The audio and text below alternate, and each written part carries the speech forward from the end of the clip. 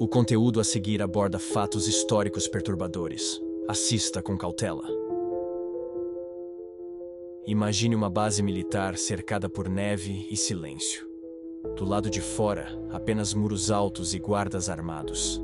Do lado de dentro, o som metálico de instrumentos, o registro frio de relatórios e gritos abafados que nunca ultrapassaram aqueles portões.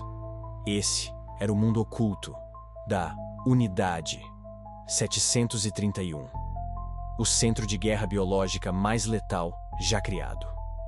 Um lugar onde a medicina se transformou em ferramenta de tortura e a ciência foi usada para testar os limites da dor humana.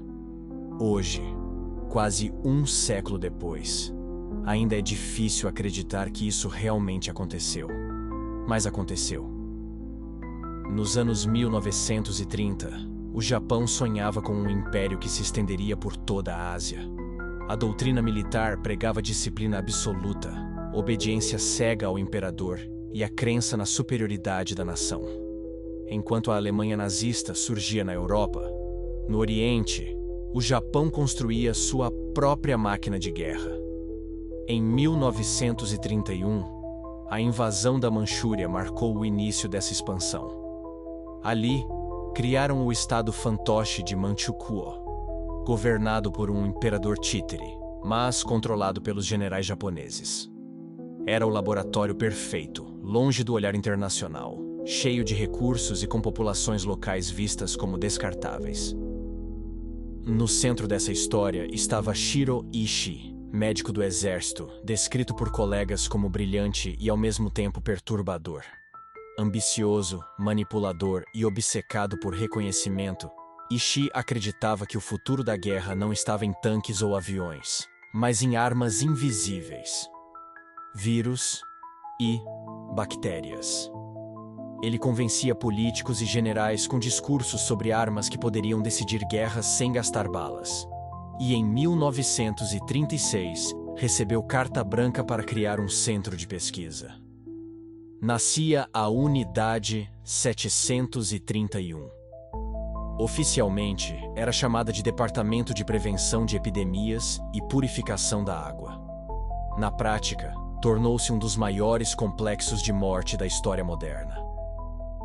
O centro de Harbin cresceu até ter mais de 150 edifícios. Laboratórios avançados, celas superlotadas, câmaras de teste e crematórios. Do lado de fora, parecia apenas mais uma instalação militar. Mas os que entravam dificilmente saíam vivos.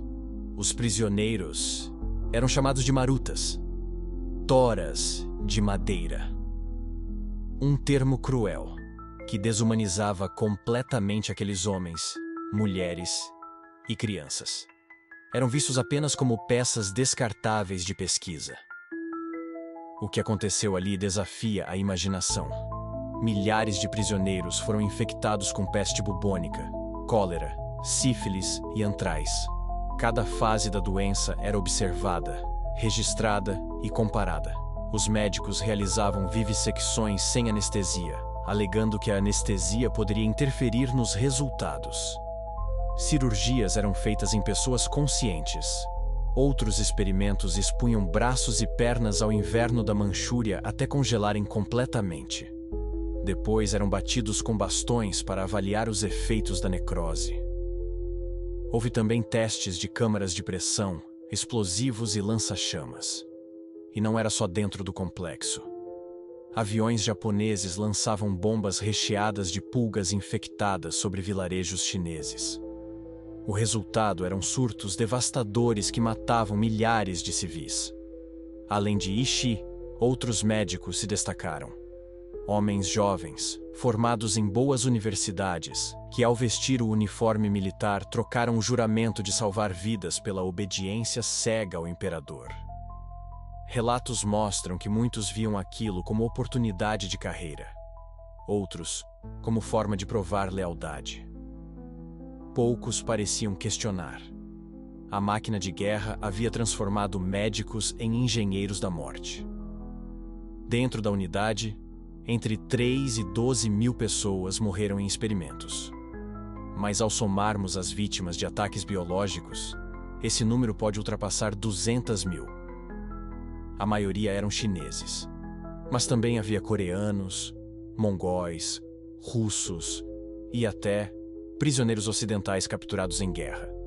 Entre eles, crianças. Não importava a idade ou a origem. O sofrimento humano ali não tinha limites. Muitos comparam a Unidade 731 com os campos de concentração nazistas. De fato, ambos eram laboratórios de crueldade, mas havia uma diferença.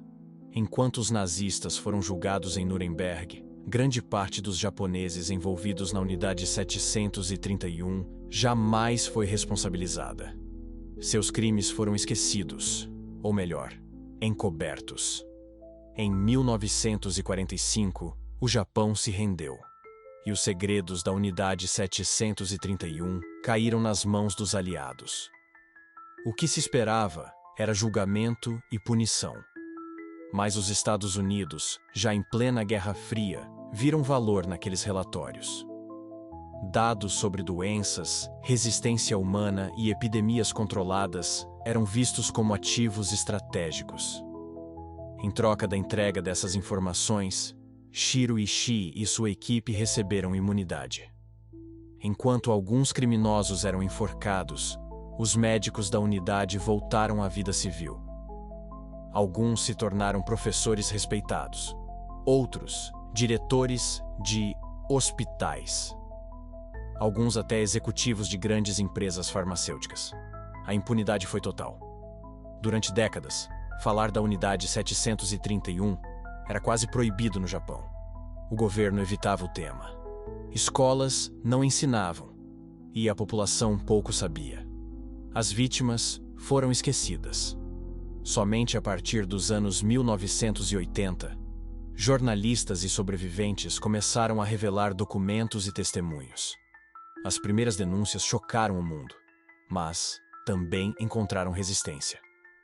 Havia quem dissesse que era exagero, ou invenção. Mas os documentos, as fotos e os relatos falavam por si. Hoje, em Harbin, existe um museu no local do antigo complexo. Visitantes percorrem ruínas geladas, corredores silenciosos, instrumentos enferrujados. Cada sala é um lembrete de até onde a humanidade pode descer quando a ética é abandonada. Na China, a memória da Unidade 731 é parte da identidade nacional. Para muitos, é um símbolo das atrocidades cometidas pelo imperialismo japonês. E a história não terminou em 1945. As pesquisas da Unidade 731 influenciaram programas militares posteriores.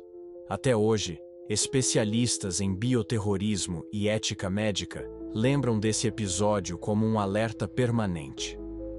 Em tempos de pandemias, armas biológicas e pesquisas genéticas, a sombra da Unidade 731 continua pairando sobre a ciência, mostrando que tecnologia sem limites éticos pode se transformar em arma contra a própria humanidade. A Unidade 731 revela como sociedades inteiras podem justificar atrocidades em nome do progresso. Como médicos, treinados para salvar vidas, se transformaram em carrascos frios. E como governos preferiram negociar com o horror, em vez de punir os culpados. Ela é um espelho sombrio. Um lembrete de que o progresso sem moralidade pode ser mais letal que qualquer arma. A Unidade 731 não é apenas uma história do passado. É um aviso.